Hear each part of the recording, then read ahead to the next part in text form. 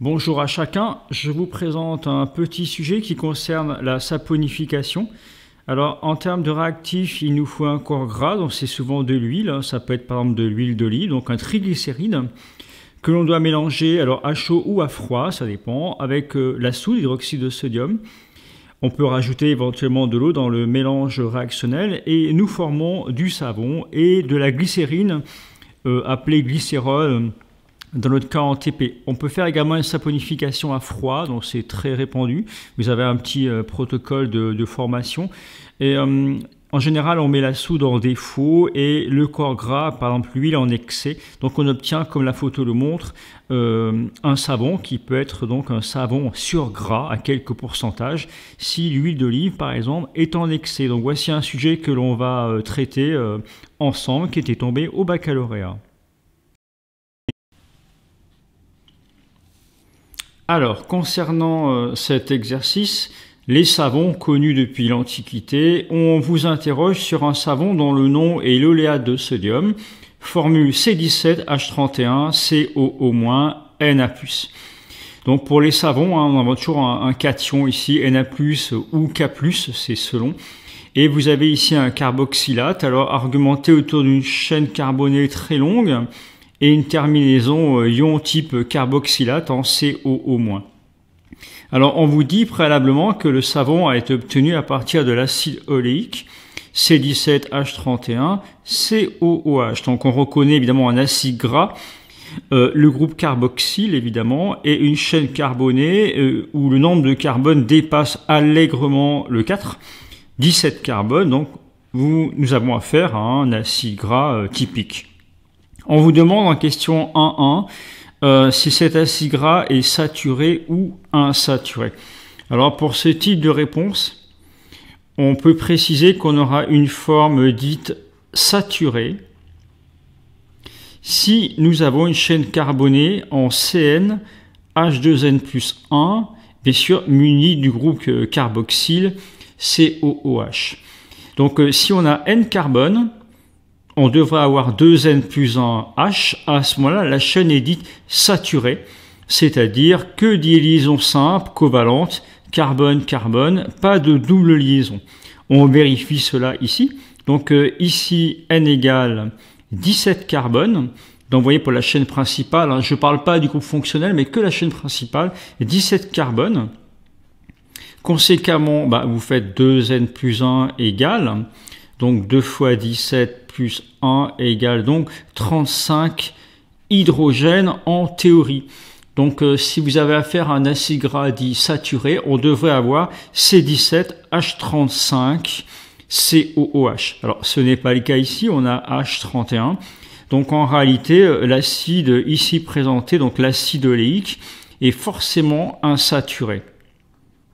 Alors à titre de remarque, parce qu'effectivement, on n'a que 31 hydrogènes dans la chaîne carbonée au lieu de 35. Alors, vous remarquez qu'il y a un manque de 2 fois 2H. On passe donc de 35 à 31. Et en réalité, quand vous avez une insaturation, c'est-à-dire une double liaison carbone-carbone dans la chaîne, cela retranche 2 hydrogènes à chaque fois. Donc, en réalité, vous avez donc des insaturations, vous en avez 2, donc 2 fois 2H.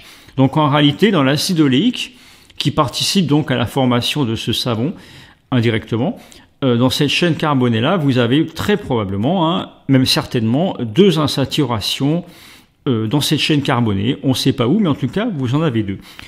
On vous demande en question 1.2 que signifie le terme hydrophile. Donc dans l'acide gras, par exemple, C17H31, l'acide oléique, vous avez cette partie-là, COOH, qui va avoir des affinités importantes avec l'eau, d'autant plus qu'on va avoir affaire à une chaîne type carboxylate, donc chargée. Donc cette partie-là va avoir des affinités avec l'eau, on dit qu'elle est hydrophile. Donc en termes de définition ici, hydrophile, alors l'étymologie du mot, qui aime l'eau quand on fait la cassure. Donc on va avoir des affinités, alors sont affinités type chimique ou électrostatique, donc avec l'eau. Alors mot à mot, basiquement, qui aime l'eau, Et donc chimiquement, on va avoir des affinités type liaison hydrogène, pourquoi pas, avec la molécule d'eau. En question 1.3, on vous demande de recopier la formule de l'ion oléate. Donc on va le faire tout de suite. Donc C17H31 COO-. Donc là, vous avez en face de vous donc l'ion oléate, donc la partie active d'un savon. Et on vous interroge en vous demandant repérer clairement les parties hydrophiles et hydrophobes. Alors, la chaîne carbonée, qui est particulièrement longue, n'est pas du tout hydrophile. Donc cette partie-là, en chimie organique, classiquement, quand vous avez des liaisons carbone très très longues, cette partie-là va être hydrophobe. Donc une des raisons pour lesquelles l'huile ne se mélange pas avec l'eau, c'est cette raison-là. Donc si c'est hydrophobe, on va avoir en revanche des affinités avec les corps gras. Donc ce sera lipophile. La partie chargée, ici en COO-, alors elle participe au nom de cette molécule-là. L'ensemble, là, ici C17H31 COO-, c'est-à-dire l'ion oléate, est un ion carboxylate. Cette partie-là, on appelle souvent ça, dans ce domaine des savons, la tête. Et la tête, elle est hydrophile, donc elle aime l'eau. On va avoir des affinités avec la molécule d'eau. Donc le savon est bipolaire en réalité. Une partie qui va avoir des affinités avec l'eau. Et la queue ici, on l'appelle aussi chaîne carbonée, qui va donc avoir des affinités plutôt avec les corps gras. Donc vous avez cet ensemble entre guillemets bipolaire pour le savon. En question 1.4, pour votre exercice, qui est un exercice type bac, très classique sur la saponification, et en utilisant une certaine notation symbolique pour l'ion carboxylate, c'est-à-dire qu'on vous demande d'écrire cette partie du savon, donc la partie anionique, de la dessiner sous forme très symbolique avec un trait qui représente la chaîne carbonée, donc la queue hydrophobe entre guillemets, et vous avez ici la tête chargée. Des fois on met un moins à l'intérieur, des fois à l'extérieur pour symboliser le COO-. Et on vous dit d'appliquer cette représentation symbolique sur le schéma suivant. Donc vous avez la surface de l'épiderme, donc la peau, et vous avez donc une tache de graisse qui est présentée dessus. Donc une tache de graisse comme ça, voilà. Et au-dessus, vous passez de l'eau savonneuse, donc c'est-à-dire de l'eau plus du savon.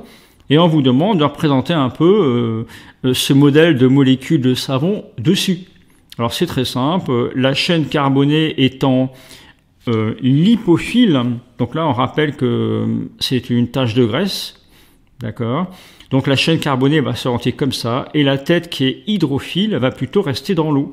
Donc on peut représenter quelques molécules de savon comme ça, tête en l'air, et chaîne carbonée qui a des affinités avec le corps gras. Donc voilà pour le symbole. On passe ensuite à l'équation de saponification, où on vous demande un petit peu 2-3 caractéristiques typiques. Donc en question 2.1, donc on vous demande de nommer la réaction qui permet de produire un savon. Eh bien, il s'agit de la saponification. Donc en milieu basique, avec un corps gras type huile d'olive, en tout cas pour cet exercice. Donner 2 propriétés caractéristiques pour une saponification. Alors c'est une réaction, alors vous avez vu en TP, on a fait chauffer, montage à reflux. C'est une réaction lente, donc il faut quand même catalyser au moins par la température. Elle est totale. Donc on va avoir in fine un réactif limitant. En général, on s'arrange pour que le réactif limitant soit la soude, et en essayant de conserver un excès de corps gras d'huile d'olive. Donc à ce moment-là, on pourra faire ce qu'on appelle un savon sur gras, avec un petit pourcentage d'excès de corps gras qui restait, alors que c'était initialement un réactif. Et la soude est souvent considérée comme limitante, on ne devrait plus en avoir en fin de réaction. Alors pour synthétiser un savon OIC, on utilise le montage ci-contre. Alors je l'ai dit préalablement, le montage qu'on utilise classiquement en TP, c'est un montage à reflux. Donc le reflux c'est quoi? Vous avez donc émission de vapeur, de réactifs et de produits, puis des condensations sur les parois du réfrigérant à boule qui vont retomber dans le milieu réactionnel. Donc ça permet de chauffer à ébullition, donc à température autour de 100 degrés, mais à pression ambiante, sans qu'il risque de surpression et ni de perte, ni de réactifs, ni de produits. Donc il faut bien se rappeler de toutes ces caractéristiques. Alors, bon, dans le montage, on a donc pour la question 2-4 chez Sauer Allemand, donc on a un montage à reflux, donc un ballon muni au-dessus d'un réfrigérant à boule. Sous le ballon, vous avez un chauffe-ballon avec la forme ad hoc, un chevalet, support élévateur si vous voulez, et une circulation d'eau. Alors, il faut que l'eau entre en pression, donc elle rentre par en bas et elle sort par en haut. Voilà pour ces petites questions. Alors, pour les dernières questions, donc on vous propose dans le sujet, on va tourner la feuille, la réaction de saponification proprement dite. Et on vous pose quelques questions comme ça sur cette équation-là. Donc après avoir recopié la molécule de l'ine, on vous demande d'entourer les groupes fonctionnels. Donc classiquement, alors si on fait tel que c'est présenté dans votre sujet, donc ils ont présenté la molécule d'oléine comme ceci. Alors vous avez ici une chaîne carbonée assez longue, comme ça, retenue par les CH2CH.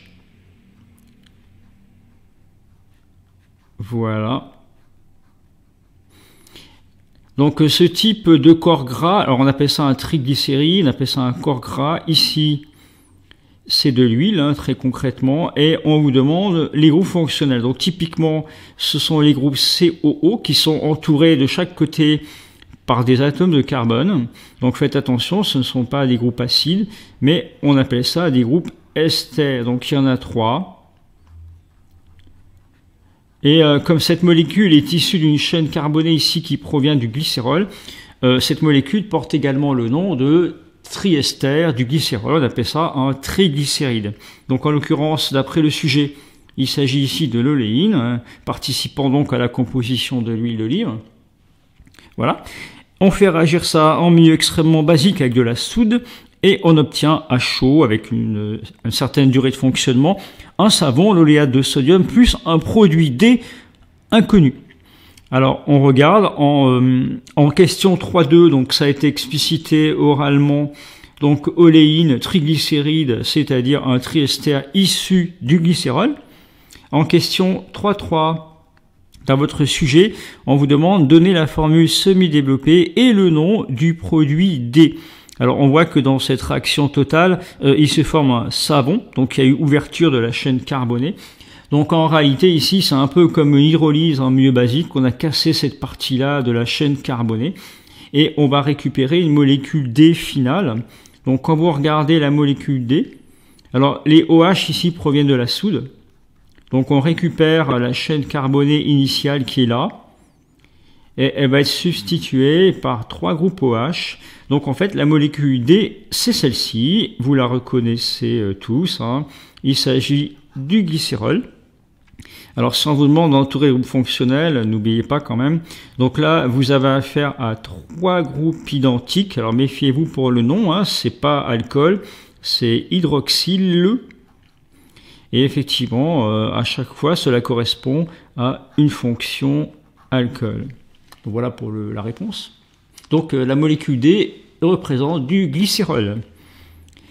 Ensuite, avant-dernière question, 3.4. Alors vous avez l'équation de saponification qui est fournie, quelques caractéristiques, et on vous demande de montrer que la quantité de matière correspond à 1,3 kg d'oléine. En tout cas, on a 1,3 kg d'oléine. Donc là, une synthèse quand même avec des quantités assez importantes. Et on vous demande que cela correspond à une quantité de 1,5 mol environ. Alors, si vous regardez la petite formule de départ que l'on peut utiliser, que vous connaissez très bien, masse sur masse molaire égale quantité de matière. Et là, on vous fournit 2 grandeurs, à savoir que la masse d'oléine, c'est 1,300 kg. Et la masse molaire d'oléine est également fournie. On vous propose 884 grammes par mol. Donc là, vous ne pouvez pas vous tromper, puisque en réalité, on vous demande d'appliquer cette formule. Donc la quantité d'oléine, masse 1,3 kg sur 884 grammes par mol. Alors ne vous trompez pas, la masse molaire, là vous l'affichez en grammes par mol. Donc automatiquement, si vous voulez que votre résultat soit homogène à des moles, vous devez mettre la masse en grammes. Donc on fait 10 puissance 3. Donc 1,3 10 puissance 3 sur 884. Donc nombre de moles d'oléine. Alors prenez le temps, je le fais également avec la calculatrice. Donc on fait 1,3 10 puissance 3.